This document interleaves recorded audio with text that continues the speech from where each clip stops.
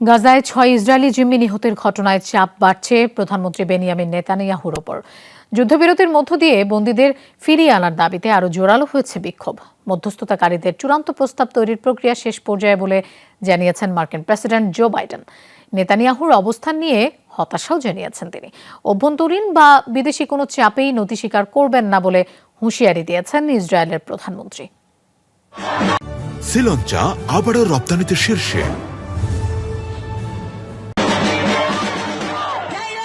গাজায় যুদ্ধবিরতি ও জিম্মি উদ্ধারের দাবিতে উত্তাল ইসরায়েল।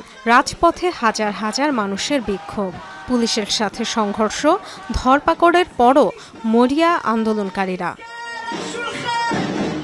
গাজায় ৬ জিম্মির মরদেহ উদ্ধারের পর আরও তীব্র হয়েছে ইসরায়েলে ১১ মাস ধরে চলমান আন্দোলন।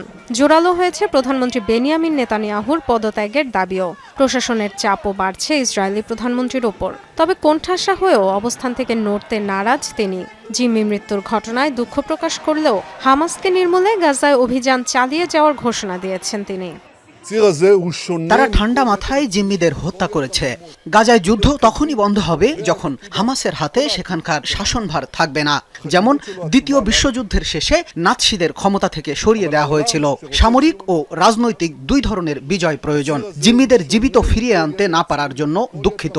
আমরা খুব কাছাকাছি ছিলাম, তবে সফল হতে পারিনি। যুদ্ধবিরতি ও জিম্মি মুক্তি ইস্যুতে চূড়ান্ত প্রস্তাব তৈরির কথা জানালেন মার্কিন প্রেসিডেন্ট জো বাইডেন। তবে এই ইস্যুতে নেতানিয়াহুর ভূমিকা নিয়ে সমালোচনাও করেন তিনি। আমরা এখনো আলোচনা করছি, বলা যায় মাঝ পর্যায়ে রয়েছি। নেতানিয়াহুর সাথে নয়, কাতার ও মিশরের প্রতিনিধিদের সাথে চূড়ান্ত প্রস্তাব উত্থাপনের কাছাকাছি আমরা। যুদ্ধবিরতি নিয়ে অনিশ্চয়তার মধ্যে ইসরায়েলের বিরুদ্ধে পদক্ষেপ নিয়েছে আরেক মিত্র যুক্তরাজ্য। তেল আবিবে অস্ত্র সরবরাহ কমানোর সিদ্ধান্ত নিয়েছে তারা। Dorothy Tasrin, Jamuna news.